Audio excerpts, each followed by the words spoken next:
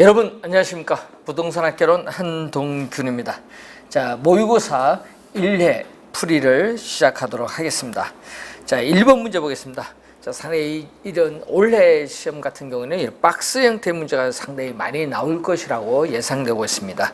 자, 1번 문제 보시면은 부동산 활동 및 부동산 개념에 관한 설명으로 틀린 것을 모두 고른 것. 자, 틀린 겁니다. 틀린 것.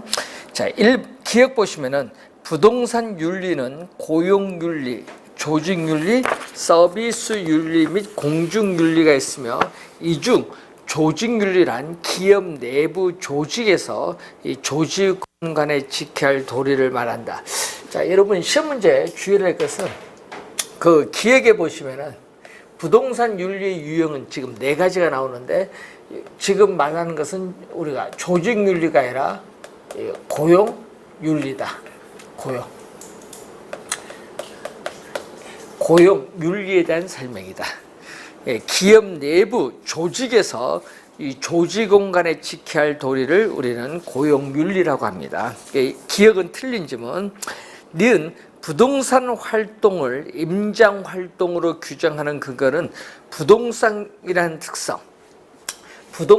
특성과 그리고 이 물건인 부동산을 대상으로 하는 대물 활동의 속성을 가지고 있기 때문에 그렇습니다. 니은은 맞는 점은 디귿 성박 등기법에 의해서 등기된 선박은 준부동산이죠. 그래서 준부동산은 등록 등의 공시 방법을 갖추고 우리가 부동산에 준하여 취급되는 물건을 말합니다. 자, 디귿도 맞고, 4번째, 제거하여도 건물의 기능 및 효용에 손실이 없는 부착된 물건은 동산으로 취급된다. 자, 이 4번째 보시면은, 자, 4번째는 정착물을 구분하는 기준을 묻는 거죠. 자, 이 정착물을 우리가 구분하는 기준 4가지가 있습니다. 이 4가지를 보면은 정착물을 구분하는 기준 보면은 물건이 부동산에 부착되어 있는 방법, 물건의 성격, 물건을 설치한 의도, 당사자들 간의 관계가 있거든요. 자, 그 중에서 우리가 뭐를 묻는 거죠? 물건이 부동산에 부착되어 있는 방법이죠. 자, 이 물건이 부동산에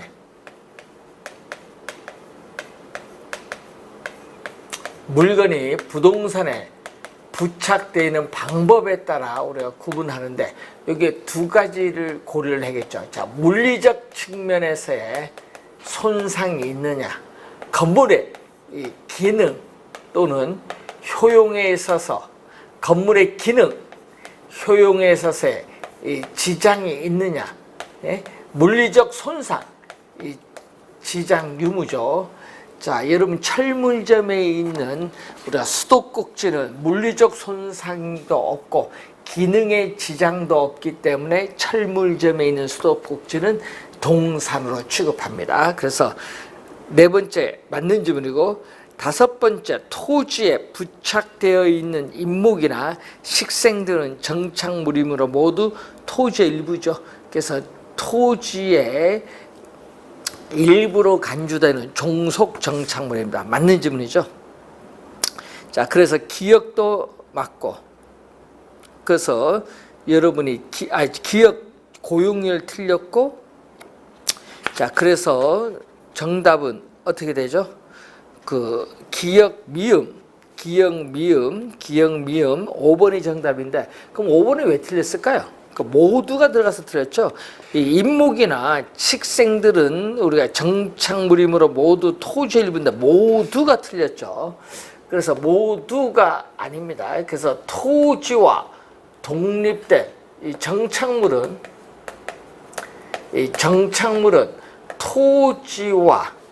토지와 독립된 부동산으로 간주되는 이 독립 정착물이 있고, 토지의 일부로 간주되는 종속 정착물인데, 지금 이 식생이죠. 우리 매년 경작의 노력을 요하지 않는 나무나 뭐 다년생 뭐 식물, 이 자연, 식생은 토지의 정착물로 간주되기 때문에 부동산 중개의 대상으로 되는 종속 정착물이고, 이제 임목. 자, 여러분이 부동산 소유권 보존 등기된 임목은 토지와 독립된 부동산으로 간주되는 그러한 우리 독립정착입니다. 그래서 모두 하면 안 되죠. 그래서 모두가 들어가서 틀린 점은 기역, 미음, 5번 정답입니다. 자, 2번 문제 보시면은 다음에 해당하는 토지 용어를 우리가 가장 바르게 선택한 것은 하나의 지번으로 둘러싸인 우리가 토지에 있어서의 토지인데 부동산 등기법상 등기의 한 단위를 우리 뭐라고 하냐? 필지죠. 그래서 필지를 또 시험에 자주 출제하죠. 필지는 하나의 지번으로 둘러싸인 토지의 뭐죠? 등록 단위다. 이 면적과는 아무런 관계없죠. 토지에 있어서의 등록 단위를 말하죠. 또 부동산 등기법상 우리 등기의 한 단위로서 한 개의 소유권이 미치는 범위와 한계를 표시하는데 필지, 이 필지는 뭐다? 토지에 있어서의 이 면적과는 아무런 관계가 없다는 것. 자, 그래서 기역은 필지. 두 번째, 택지지역 내. 내가 동그라미 칠까? 내에서 공업지역이 주거지역으로 그 용도가 변화되고 있는 토지는 뭐죠? 이행지죠. 자, 예를 들어서 토지가 실제로 이용되고 있는 용도에 따라 지역을 크게 분류하죠. 대분류입니다.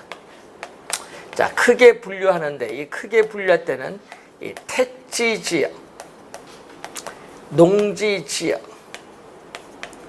임지지역으로 이렇게 크게 분류할 수 있죠. 그래서 임지지역, 농지지역, 택지지역 이 대분류 상호 간에 우리 전환 중에 있는 토지는 후보지죠. 지금 후보지 개념이 아니라 이행지 개념인데 이행지는 동일 용도적 지역 내입니다. 항상 요 내가 들어갔죠. 자, 내가 꼭 들어갑니다. 동일 용도적 지역 내. 자, 예를 들어서 택지 지역을 이렇게 세분화시킨 것을 소 분류라고 합니다. 그래서 이 택지 지역은 주택, 이 주거지역, 상업지역, 공업지역으로 이렇게 나눠볼 수 있죠. 그래서 이 동일 용도적 지역 내라는 것은 소분류입니다. 그래서 택지 지역 내에 공업지역의 주거지역으로 변화 중에 있는 토지, 이때는 동일 용도적 지역 내 소분류 상호 간에 이행 중에 있는 토지는 뭐죠? 이행지. 꼭 내라는 걸 주의하겠죠. 그래서 두 번째는 이행지가 되겠습니다. 세 번째, 타인의 토지에 둘러싸여 도로와 직접 연결되지 않은 한 필지의 토지, 이걸 뭐라고 하죠? 맹지라고 하죠. 맹지. 자, 맹지는 우리는 다른 사람의 토지를 통해서 출입을 해야 돼요. 그래서 감가가 발생하고 또 건축법상에 건축 허가가 나지 않습니다. 자, 맹지에 대한 개념인데 맹지 시험에 자주 출제되는 개념입니다. 자, 그래서 정답은 2번 지문이 정답. 3번 토지의 특성에 대한 설명으로 틀린 것은 모두 몇 개인가? 틀린 겁니다. 쓰레기 소각장 설치로 인해서 우리가 주변 부동산 가격이 하락을 합니다. 이 마이너스 외부 효과가 발생한데 이것은 부동성에 근거를 하죠. 그래서 이 부동성을 또 많이 출제하죠. 자, 토지는 지리적 위치가 고정되어 이동할 수 없습니다. 그래서 이 토지를 둘러싼 외부 환경 조건에 영향을 받아서 부동산 가치는 우리 영향을 받죠. 우리가 뭐가 발생하죠? 외부 효과가 발생하죠. 또 부동산 활동 및 부동산 형상을 고도로 우리는 또 국지화시킨다. 그래서 이 두 지문이 또 시험 문제에 자주 출제가 되는 용어입니다. 외부 효과 맞는 지문이죠. 자, 두 번째, 매립지나 간척지와 같은 개념은 육지를 새롭게 만드는 행위이기 때문에 부증성의 예외가 되는 사례, 밑줄, 여기 틀렸잖아요. 어떻게 돼? 부증성은 물리적으로 토지의 절대량 면적은 결코 증가시킬 수 없습니다. 그래서 부증성의 예외가 아니다는 거. 니은은 틀린 지문. 부증성 이론이 적용되고 있습니다. 자, 후보지와 이행지와 같은 용어에 내포되는 토지 개념은 토지의 물리적 공급이라 토지의 경제적 공급이죠. 자, 용도의 다양성에 의해서 토지 이용에서의 용도의 전환을 통해서 간척 개발, 공유 수면 매립, 택지 조성을 통해서 용도적 측면에서의 공급은 가능합니다. 그래서 디귿은 물리적 공급이 아니라 경제적 공급 또는 용도적 공급을 말합니다. 니은도 이제 디귿도 틀린 지문. 네 번째, 최유효용은 용도의 다양성에 근거하는 개념이죠. 자, 주어진 부지에 다양한 용도로 제공될 수 있는 특성인데 그 다양한 용도 중에서 어떤 용도로 이용할 때 그 토지로부터 최대 수익을 얻을 수 있느냐, 이 최유효 이용이 나오죠. 이 최유효 이용에 있어서의 성립의 근거, 최유효 이용의 성립의 근거가 되는 것은 우리가 용도의 다양성, 맞는 지문입니다. 네 번째는 맞는 지문.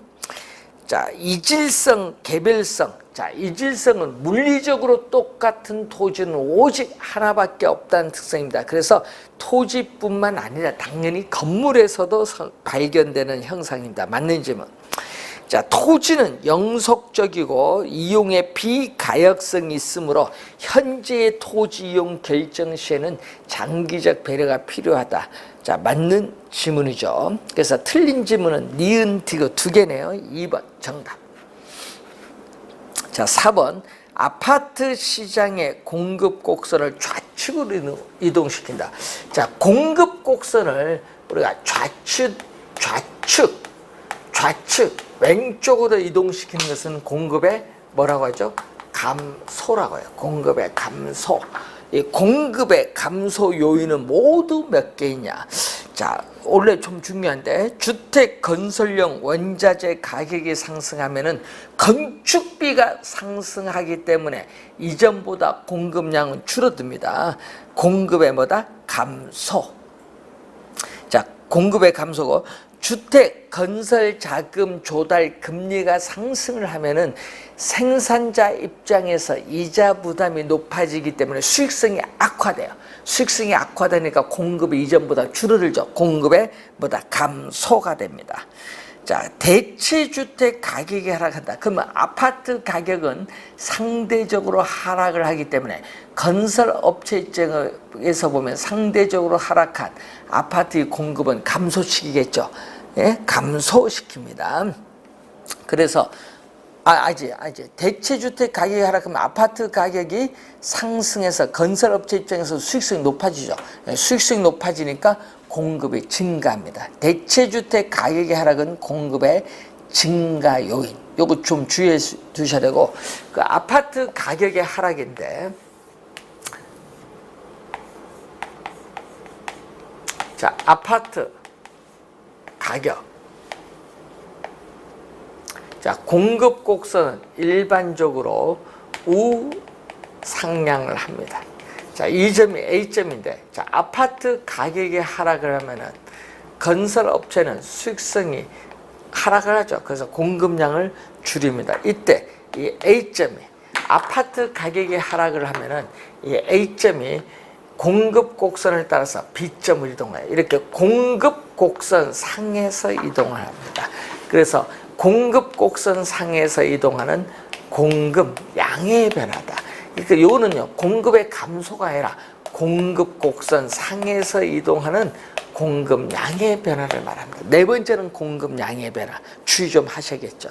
그리고 또 아까 했지만 대체주택 가격, 이 대체재인 주택 가격이 하락을 하면은 아파트 가격은 상대적으로 비싸기 때문에 건설업체는 수익성이 높기 때문에 아파트의 공급을 증가시키죠. 그래서 대체주택 가격이 하락을 하면은 공급의 증가요인이고, 주택 건설용 토지 가격이 하락하면은 생산비가 하락을 하기 때문에 이전보다 공급량이 더 많아지는 공급의 증가. 예? 분양가 상한제의 폐지로 인해서 아파트 분양 가격이 상승한다. 여러분, 아파트 분양 가격이 상승하면 건설업체는 가격이 오른 공급을 증가시키겠죠. 공급의 증가가 됩니다. 그래서 1번 정답이죠. 주택 건설용 원자재 가격의 상승, 주택 건설 자금 조달 금리 상승, 요 두 가지가 공급의 감소가 되죠. 1번 정답입니다. 자, 5번 문제로 갑니다. 자, 5번 문제를 보시면은, 자, 최근 부동산 시장에서 소형 아파트의 임대료가 5% 상승함에 따라 소형 아파트의 임대 수요량은 10% 감소한다. 이걸 뭐라고 하죠? 수요의 가격 탄력성이죠. 자, 수요의 가격 탄력성인데, 이 소형 아파트, 자, 분모는 자극을 주는 뭐죠? 분모는 자극을 주는 임대료고, 분자는 무엇을 의미한다? 수요량을 의미하죠. 수요량. 분모는 자극을 주는 임대료, 반응을 나타내는 수요량은 분자라고 합니다. 소형 아파트에 있어서의 임대료의 변화율. 자, 변화율은 퍼센티지 개념이죠. 소형 아파트의 임대료의 변화율에 대해서 소형 아파트에 있어서의 수요량 변화율을 묻는데, 문제는 이것은 수요의 가격 탄력성은 음수가 아니니까 절대값을 씌워주면 되겠죠. 자, 그러면 임대료가 몇 프로 상승? 5% 상승했습니다. 자, 임대료가 5% 상승함에 따라 수요량은 감소하는데 몇 프로 감소했다? 10% 감소를 했다. 자, 10%를 5% 나누니까 얼마죠? 2. 2는 1보다 커요. 자, 1보다 클 때 우리는 이걸 뭐라고 한다? 탄력적이다. 수요 가격 탄력성이 1보다 크면은 탄력적이다. 탄력적. 자, 그래서 첫 번째 기억은 탄력적이 되죠. 자, 그리고 우리가 소득이 나오면 수요의 소득 탄력성입니다. 자, 소득이 나오면은 수요의 소득 탄력성인데, 이 자극을 주는 분모는 소득, 분자는 우리는 반응을 나타내는 뭐다? 수요량이죠. 이 소득의 변화율. 자, 이 소득의 변화율, 소득이 1% 변했을 때, 이 소형 아파트의 수요량은 몇 프로 변하느냐? 소형 아파트에 있어서의 수요량에 있어서의 변화율을 묻죠. 자, 우선은 소득이 몇 프로 변했죠? 소득은 몇 프로? 5%죠. 소득은 5% 증가함에 따라서 소형 아파트에 있어서의 임대 수요는 몇 프로? 7% 뭐였다? 증가했다. 이렇게 소득이 증가할수록 수요량이 증가하는 상품은 정상제인데, 여기서 같은 방향으로 변동하면 뭐다? 플러스. 그럼 같은 방향으로 변동하면 플러스인데 5분의 7이니까 1.4죠. 예, 플러스 1.4. 요거 계산하는 것도 알아두셔야 됩니다. 플러스 1.4는 0보다 크죠. 이때의 상품은 소득이 증가함에 따라 소비자들의 수요량이 증가하는 상품은 정상제. 그래서 탄력적 그리고 정상제의 4번이 정답이 되겠습니다. 자, 이런 유형의 문제도 상당히 중요한 또 형태다, 이렇게 보시면 되겠죠. 자, 6번 문제. 이런 형태의 문제는 19회 시험, 24회 시험 출제했는데 한 4, 5년마다 한 번 출제하는데 올해 시험 28회죠. 그래서 출제가 또 예상되는 중요한 문제입니다. 아파트 공간에 대한 수요의 임대료 탄력성. 자, 수요의 임대료 탄력성인데, 아파트 자극을 주는 임대료는 분모. 반응을 나타내는 수요량은 분자. 자, 아파트 임대료의 변화율. 자, 아파트의 임대료 변화율에 대해서 아파트에 있어서의 수요량 변화율은 어떻게 되냐? 아파트 임대료 변화율에 대한 아파트 수요량 변화율은 어떻게 되느냐? 자, 요걸 묻는 거죠. 자, 요게 수요의 가격 탄력성이고 소득 탄력성. 자, 소득 탄력성은 분모는 또 뭐죠? 자극을 주는 소득. 소득의 분모고 분자는 뭐죠? 수요량. 그래서 이 소득의 변화율. 자, 소득이 1% 변했을 때 우리가 아파트 수요량은 몇 프로 변화하고 있는가? 이걸 측정을 하는 게 수요의 소득 탄력성인데, 지금 문제에서 아파트 임대료가 몇 프로 상승했다? 10%. 자, 아파트 임대료가 10% 상승 우리가 하였음에도 아파트 수요량은 결론적으로 4% 증가했다. 그러면 우선 수요가 아파트 임대료가 상승하면은 수요량은 수의 법칙에 따라 감소를 하죠. 그래서 이 첫 번째 수식에서 아파트 수요량은 몇 프로? 우리는 감소를 하는데 이 값이 얼마죠? 0. 지금 얼마? 8이죠. 0.8. 이 값이 0.8이니까 0.8이니까 얼마? 8% 뭐 한다? 감소를 하고 있어요. 자, 8% 감소하고 있다. 자, 그럼 8% 감소하는데 결론적으로 몇 프로? 4%가 증가를 하니까 여기서 자, 여러분이 여기서 8% 줄어들고 있는데 결론적으로 아파트 수요량은 4% 증가니까 두 번째 수식에서 뭐다? 12%가 증가를 해야 요 두 개를 합쳐야죠. 요 두 개를 합쳐서 결론적으로 아파트 수요량. 자, 문제에서 아파트 수요량은 몇 프로? 4% 뭐 한다? 증가를 하거든. 여기 결론이잖아. 아파트 수요량은 4% 증가하기 위해서는 첫 번째 8% 줄어드니까 두 번째에서 12% 증가를 해야 돼요. 자, 문제는 수요 소득 탄력성이 얼마다? 0.5인데 0.5는 0보다 크죠. 0보다 크면은 뭐다? 정상제죠. 자, 0보다 크면 정상제인데 이 말은 뭐죠? 정상제는 소득이 증가할수록 수요량이 증가하는 상품이 정상제입니다. 따라서 소득은 얼마? 소득은 0.5분의 얼마? 12%가 되겠죠. 따라서 24%. 소득은 24% 뭐 해줘야 된다? 증가를 해야 된다. 24% 증가를 해야 된다. 5번 정답이 되겠습니다. 자, 이런 유형의 문제 상당히 우리 중요한 유형의 문제다. 이렇게 보시면 되겠죠. 자, 7번. 그림에서 아파트의 수요 곡선 D0를 D1이다. 자, 수요 곡선 D0를 D1으로 이동시킨다. 수요 곡선 자체를 어떻게 돼요? 좌측 왼쪽으로 이동시키죠. 수요 곡선 자체를 왼쪽으로 이동시키는 것을 우리는 전문용어로 수요의 감소라고 하죠. 수요의 감소. 그래서 수요의 감소 요인인데 이동시키는 원인과 그 결과. 자, 그럼 이 얘기죠. 결과는 어떻게 돼요? 자, 수요 곡선과 지금 공급 곡선이 주어졌을 때, 자, 수요 곡선과 공급 곡선이 주어졌을 때 이 점이 바로 뭐죠?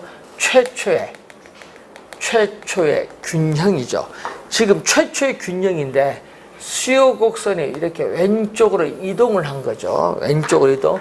요게 D0고 요게 D1이죠. 수요 곡선 자체가 왼쪽으로 이동하면 결과는 뭐죠? 결과는 새로운 균형점에서 균형 가격은 하락을 하고 균형 거래량은 뭐한다? 감소. 균형 가격은 하락을 하고 균형 거래량은 감소. 자, 그래서 결과 보세요. 균형 가격 하락, 나온 것은 3번, 또 균형 거래량 감소는 5번이야. 그럼 3번 아니면 5번이 정답. 결과가 지금 결과가 균형 가격 하락, 균형 거래량 감소 나온 게 3번 아니면 5번이에요. 결과는. 그럼 답은 3번, 5번만 보면 돼요. 자, 3번 보세요. 대체 주택 가격이 하락을 하면은 아파트 가격은 상대적으로 비싸죠. 비싸니까 아파트 수요는 뭐한다? 우리는 감소하죠. 3번 정답이고, 5번째 아파트 선호가 증가하면 아파트 수요가 증가합니다. 그러니까 5번은 답이 안 되죠. 정답은 몇 번? 3번 정답이 되겠습니다. 이런 유형의 문제도 상당히 중요하죠. 원인과 그 결과, 수요 곡선 자체를 왼쪽으로 이동시키는 원인은 무엇이냐, 그 결과는 어떻게 나타나냐, 상당히 중요한 또 유형의 문제입니다. 자, 8번 부동산 경기 순환과 변동에 관한 설명으로 틀린 것은, 자, 1번 부동산 경제를 구성하고 있는 각 부문에서 순환적 변동을 비롯한 계절적 변동, 장기적 변동, 무자기적 변동이 나타나죠. 자, 그러면 시험 문제는 또 어느 걸 또 출제를 많이 하죠? 시험 문제는 계절적 변동, 이 계절적 변동, 그리고 무자기적 변동이 또 출제를 많이 하죠. 무자기적 변동을 우리는 불규칙 변동 또는 우발적, 랜덤이죠. 랜덤, 우발적 변동입니다. 이 두 가지를 또 우리 시험에 많이 나오죠. 자, 1년을 단위로 했죠. 계절적 변동은 봄, 여름, 가을, 겨울이 있습니다. 1년을 단위로 했을 때 계절에 따라 정기적으로 나타나는 경기 변동입니다. 그 무자기적 변동은 우리가 요즘 뉴스에서 많이 나오죠. 예기치 못한 사태, 이 정쟁이나 혁명, 폭동, 또 지진이나 홍수와 같은 자연재해, 또 정부의 급격한 정책의 변화, 최근에 8.2 대책도 나오죠. 이 정부의 급격한 정책의 변화, 예기치 못한 사태로 인해서 나타나는 우리가 규칙적인 비순환적인 경기 변동을 무자기적 변동이라고 합니다. 그래서 2번 총부채 상환 비율 규제 완화 후에 주택 거래 증가, 이것은 부동산 정책의 변화이기 때문에 불규칙 변동 요인에 속합니다. 맞는 점은 대학교 근처의 임대주택이 방학을 주기로 어떻게 지방으로 고향으로 내려가죠. 그렇기 때문에 공실률이 높아지는 것은 매해 발생하는 계절적 변동에 속한다. 맞는 점은 상향시장 국면이죠. 자, 이런 형태로 가는데, 자, 경기가 이런 추세로 가죠. 자, 바닥을 통해서 올라가는 경기의 회복, 우리가 시장의 국면, 여기는 가격이 지속적으로 상승하는 국면, 상향시장 국면, 정상을 통해서 내려오는 경기가 후퇴하는 국면, 그리고 우리가 바닥을 통해서 내려가는 경기, 일반 경기에, 불경기에 해당하는 하향시장 국면. 자, 이런 변동이 순환적 변동이죠. 자, 순환적 변동은 이 국면이 계속적으로 반복이 되는데 몇 개이죠? 지금 하나, 둘, 셋, 넷. 4개의 순환 국면을 가지고 있다. 4개의 순환 국면을 가지고 있다라는 것을 기억을 해 두셔야 되겠습니다. 자, 그럼 문제에서 그 4번 상향시장 국면, 이 상향시장 국면에서는 가격이 오르기 때문에 매도자는 거래를 뒤로 미루려고 하고 매수자는 거래를 앞당기려고 했기 때문에 부동산 중개 전문 활동에서는 우리가 매도자가 중시되는 시장이 형성되죠. 매도자입니다.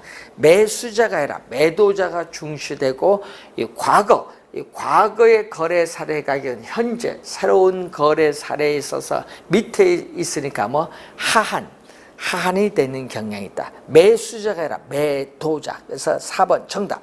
5번 하향시장에서 이 직전 국면의 거래 사례 가격은 현재 시점에 위에 있으니까 어떻게 돼? 상한이죠. 상한이 있다. 그래서 5번은 맞는 질문인데 여기서는 가격이 하락을 하기 때문에 매도자는 빨리 매각을 하려고 하는데 매수자는 될 수 있는데 늦게 살려고 해. 그래서 부동산 중개 전문 활동에서는 뭐가 중시된다? 매수자가 중시되죠. 여기는 매수자가 중시되는 시장이 형성이 됩니다. 그래서 정답은 4번이 정답이 되겠습니다. 자, 10번 문제로 갑니다.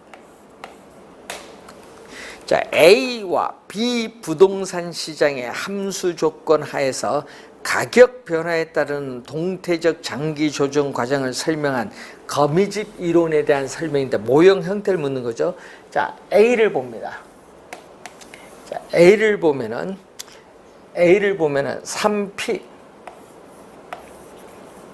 3P는 600 마이너스 QT, 예? 그리고 2P는 300 플러스 4QS. 자, 그럼 P는 얼마죠? P는 3으로 나눠지니까 200 마이너스 3분의 1 QD. 여기는 P는 2로 나눠주니까 150 플러스 2QS인데, 자, 여러분 항상 이걸 볼 때는 P는 Y축이에요.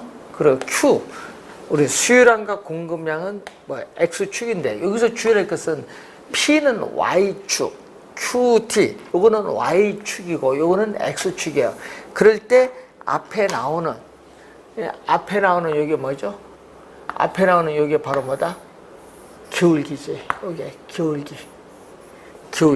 자, 수요 곡선의 기울기 마이너스 3분의 1 절대값. 수요 곡선의 기울기 절대값과 공급 곡선의 기울기 절대값 비교했더니 어디가 크다?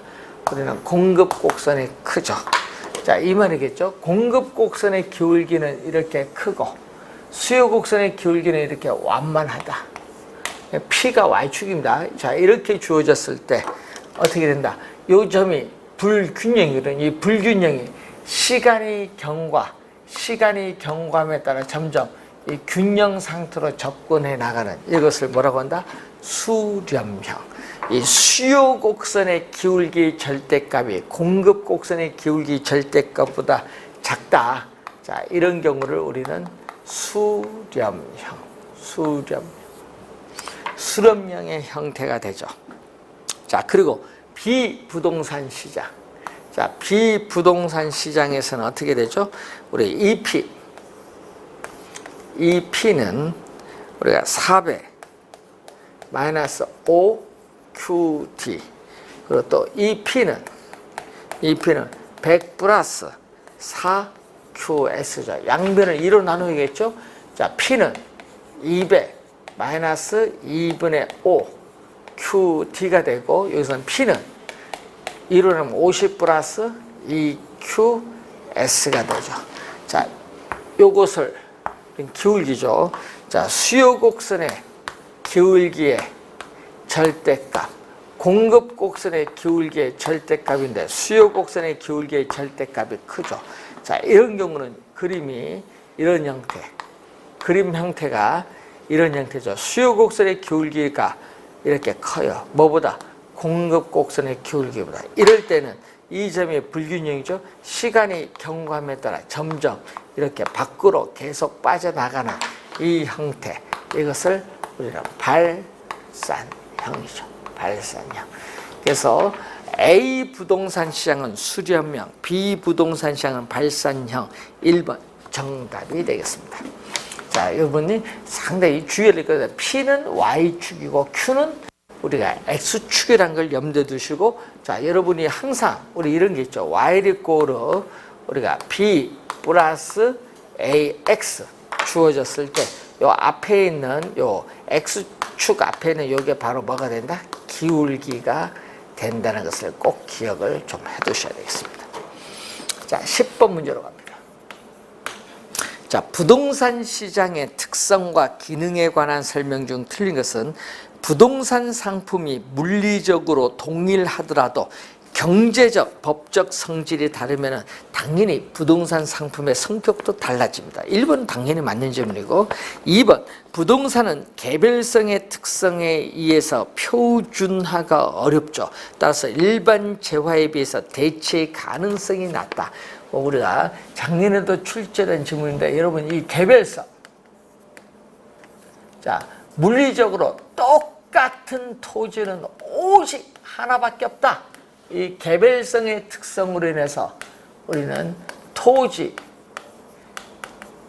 상품은 일반 상품과 비해서 비표준화됐다. 일반 상품은 표준화가 되어 있기 때문에 대량 생산이 가능하고 획일화한, 전국에 어디서 소비하든 똑같다. 획일화된 수요가 나타나지만은 비표준화로 인해서 차별화가 됐다.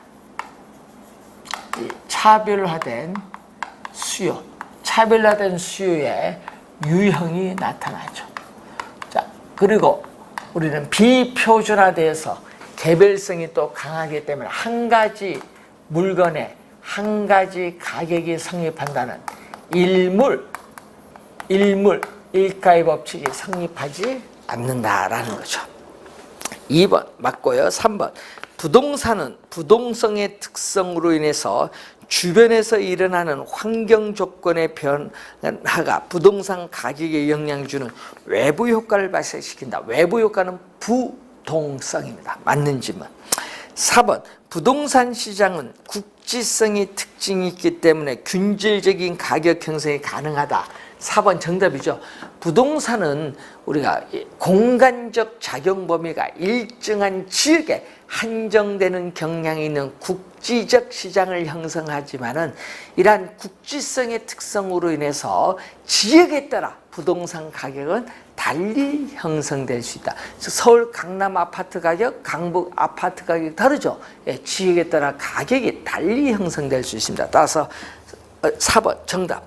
5번 부동산 시장의 주요한 기능 중 하나는 경제 활동 주체에 있어서의 지대를 지불할 수 있는 능력에 따라 도심에서 외곽으로 갈수록 상업용, 주거용, 공업용의 순으로 토지 이용에 있어서의 유형을 결정하는 기능을 가지고 있습니다. 5번은 부동산 시장의 기능입니다. 자, 11번 문제로 갑니다. 자, 허프가 나오죠. 허프. 자, 허프는 항상 확률이라는 거 떠있죠. 확률. 자, 여러분이 소비자 거주지에서 특정 점포를 방문해서 물건을 우리가 경험적으로 살 확률, 확률적인 상권 분석 모형을 적용을 합니다. 허프는 확률입니다. 자, 그래서 소비자 거주지에서 기존 점포의 유인력과 신규 점포의 유인력이 같다면 신규 점포의 매장 면적은 얼마냐? 공간 마찰 개수는 얼마? 1호 보는 거죠. 자, 공간 거리에 있어서의 마찰 개수, 여기 중요한데 여러분 시험 문제 보면요, 요걸 항상 확인을 해야 돼요. 공간 거리 마찰 개수가 2다 주어지면 요걸 꼭 확인해야 된다. 점포의 성격이라든지 우리 점포의 성격, 접근성이라든지 교통의 편의성 등에 따라서 공간 마찰 개수는 달라집니다. 근데 2라고 가정을 하죠. 2라고 가정하면 뭐를 적용한다? 중령, 모형을 적용해요. 자, 2라고 가정하면은 중령, 모형을 적용하는데 이 중령, 모형을 적용할 때는 매장 규모, 매장 면적에 비례해요. 매장 규모, 매장 면적에 비례하고 거리에 제곱에 반비례한다. 자, 매장 규모, 매장 면적에 비례는 뭘로 간다? 분자로 가고 반비례는 분모로 오거든요. 자, 이것을 항상 염두에 두셔야 되겠죠. 자, 그러면은 이 기존 점포의 유인력, 자, 기존 점포에 있어서의 유인력은 얼마? 매장 면적의 비례. 매장 면적 얼마? 기존 점포의 매장 면적 900 우리가 제곱미터에 비례하고 기존 점포에서 소비자 거주지와의 거리 3km, 거리의 제곱에 반비례. 이게 기존 점포의 유인력입니다. 기존 점포의 유인력이고, 그러면 신규 점포의 유인력. 신규 점포의 유인력은 신규 점포의 매장 면적이 얼마냐? 이거 모르잖아요.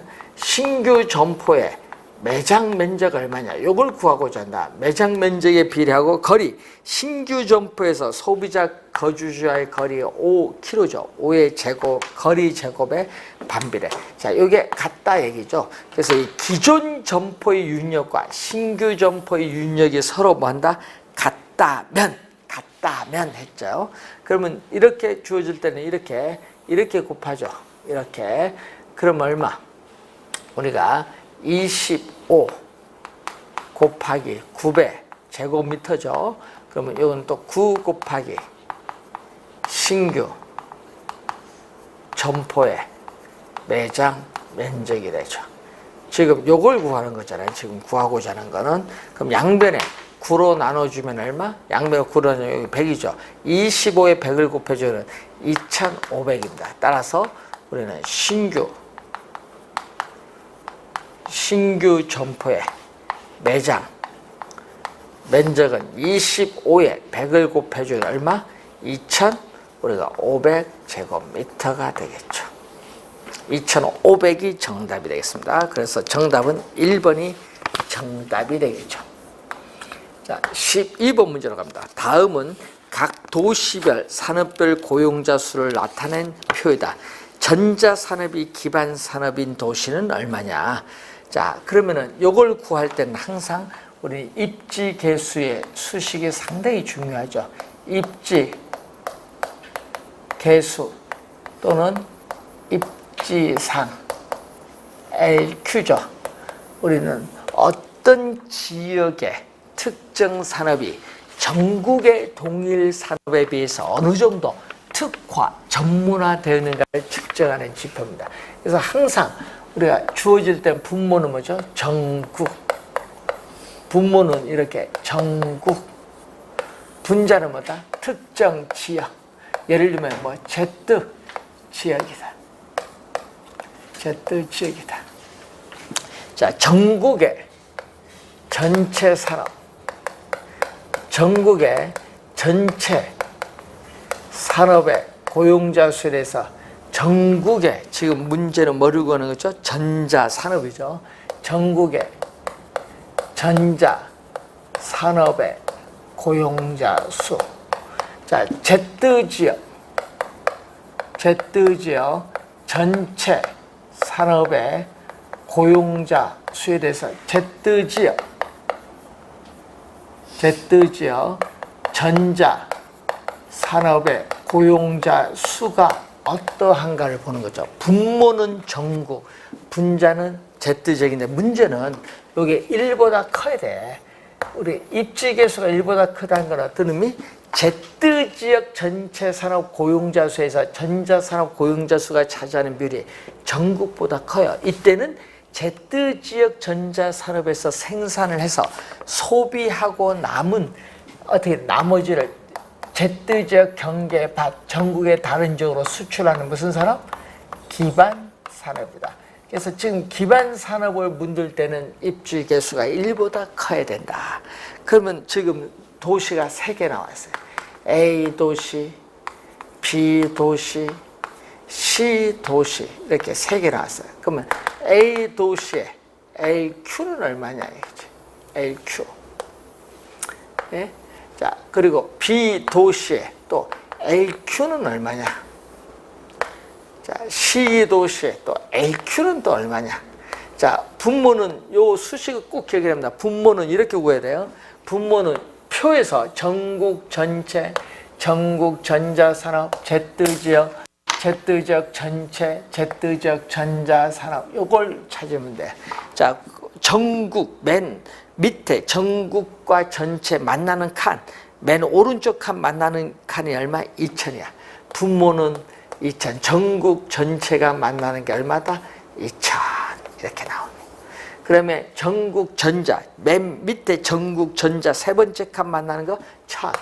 전국전자가 1000이야. 그럼 여기 얼마죠? 2분의 1이 되겠지. 2분의 1. 예?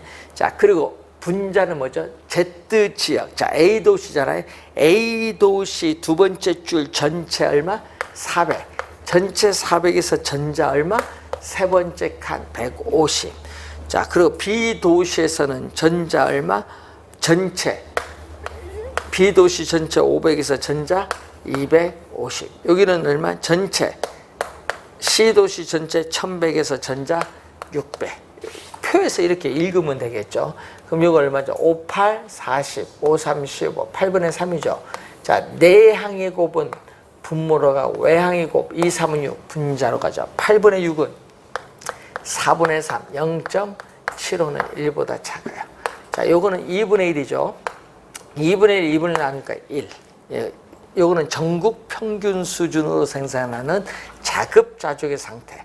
자, 요거는 11분의 6이죠. 자, 내항의 곱은 11, 외항의 곱 2, 6, 12, 1보다 크죠. 그래서 요 산업이 무슨 산업? 우리는 기반 부문의 산업. 그러니까 무슨 산업? C도시 3번이 정답이 되겠습니다. 자, 이렇게 해서 우리가 12번 문제까지 확인했고요. 다음 시간에 13번 문제부터 확인하도록 하겠습니다. 수고 많으셨습니다.